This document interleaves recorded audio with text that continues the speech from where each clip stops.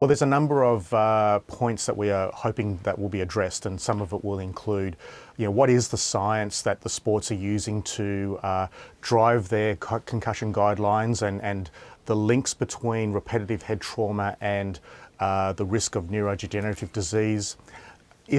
Are the concussion guidelines being enforced at non-elite levels, so at community levels? And also, are we actually taking this injury seriously in the community as well? Because at the moment we talk about things like head knocks, which tend to downplay. So we really need to get people to understand that this is a brain injury, not a knock to the head. So there are different guidelines in place for professional sport and for community sport on concussion, are there? Look, it's very disparate, and you can get clubs differing between each other, associations differing, and the information that's coming from the top doesn't necessarily sort of filter right through. So we really need to have maybe a government policy that can help clubs who really don't know what they need to be doing, some proper ideas of how to actually address it. How dangerous is concussion, Alan?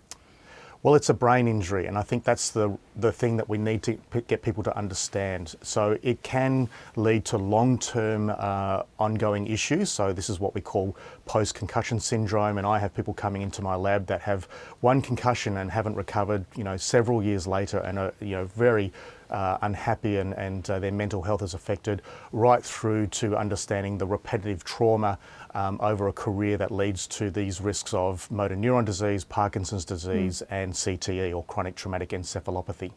So this inquiry was proposed by the Greens Senator Lydia Thorpe. She's concerned that both elite and amateur sports people aren't getting the most up-to-date information about risk and treatment. You seem to share that concern, that players aren't being looked after properly. Well, that's right, yes. And part of the reason is that we think of this as an elite athlete or a professional athlete issue. But this is at all levels, but at the lower levels they don't have the medical expertise to be able to look after players. So players are being concussed, going to their doctor, and it's not the doctor's fault. The doctor really has a lot of work, as we know.